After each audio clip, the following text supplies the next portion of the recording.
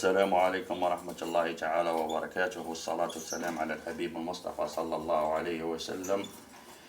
مشاهدينا الكرام أينما كنتم، معكم أخوكم عبد الرحمن لتربية طيور الزينة وعلاجها. موضوع اليوم إخواني الكرام، حبيت نبين بعض الأعشاب التي تكون في أواخر فصل الشتاء وبداية فصل الربيع. هذه الأعشاب تساعد على التزاوج الحسون، ونحن الاختصاص تاعنا الحسون والكراري.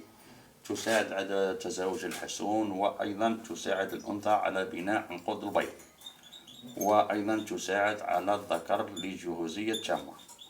هذه الأعشاب التي نمد فيها الطيور تاعي. رحت جبت لكم بعض الأعشاب من الغابة، منها عباد الشمس. عباد الشمس معروف غني بالفيتامين A والبي والسي، وأيضا يساعد الحسون الذي يساعد على قضاء على التسيف. حسون يهز صحته، مفيدة جدا في هذا، خاصة في أواخر فصل الشتاء، ليكون بصحة جيدة في فصل الربيع، يكون هز صحته. أيضا عندنا التلفاف. تلفاف كاين فيه أنواع تلفاف، فيه البنفسجية وفيه الصفراء وفيه البيضاء. التلفاف مفيد جدا، غني بالفيتامين E، وأيضا مفيد على تصفية الكبد، مفيد جدا جدا للكبد. تلفاف هندباء البرية. أيضا السلق الغني بالفيتامين E، وأيضا السي، ويساعد على ومفيد جدا للأمعاء الطير، مفيد جدا السلق. وعندنا التزمورت. هذا التزمورت وردة التزمورت، وكاين اللي يقول لها كرع الدجاجة، وهي تنبت في الأرض، ما تطلع الشجرة، تطلع إلا الوردة هذه تطلع شجرة، والباقي الأوراق تاعها تمد مع الأرض. هذه الأوراق تاعها مفيدة جدا، ويحبها بزاف الحسون. لاحظت يحب أوراق التزمورت أكثر من التلفاف، يحبها كثيرا مفيدة ليه جدا. ما درتش عليها دراسة معمقة، وإنما لاحظت يحبها بزاف، على بالي بها ياكلها الحسون، بصح لاحظت يحبها بزاف، خاصة الورقة هذه. لازمتني ندير عليها دراسة كيفاش وش من فيتامينات وبروتينات اللي خلات الحسون يحب أوراق التزمرت. وكاين اللي يقول لها كرع الدجاجة، كاين بعض المناطق يقولوا لها كرع الدجاجة، وكاين بعض المناطق يقولوا لها تزمرت. أيضا عندنا الخبيز، وهو غني بالفيتامين دي، مليح للأنثى كثير، مليح جدا.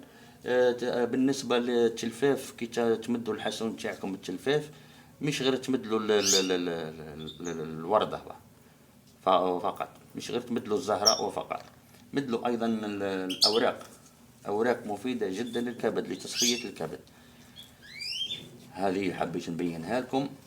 هذه الأعشاب احنا نحاولوا قدر ما استطعنا باش نوفروا الجو تاع الطبيعة بالنسبة للحسون، ما نسعى نوفروا له كل الظروف، وإنما نحاولوا قدر ما استطعنا. بالنسبة للناس اللي استقساتني على كف مريم هذه مفيدة جدا جدا للأنثى الحسون، وهي يستعملها حتى البشر. المرأة باش يساعدها على باش تنجب، تشرب تغلي كف مريم وتشرب منها، وهي تساعد على الحمل بالنسبة للإنسان، بالنسبة للمرأة كما قلنا. وهي مفيدة أيضا للحيوان، فالطبيعة تكون هي عشبة برية طبيعية يأكلها الحسون في الطبيعة، وهي ترفع من معدل الأستروجين. لماذا؟ لأن الأنثى الحسون الهرمون الأنثوي تاعها هو الأستروجين، وهي ترفع من معدل الأستروجين. وهو بالنسبة للذكر مليح ليه الزنجبيل، يرفع له من معدل التستوستيرون، هرمون الذكري.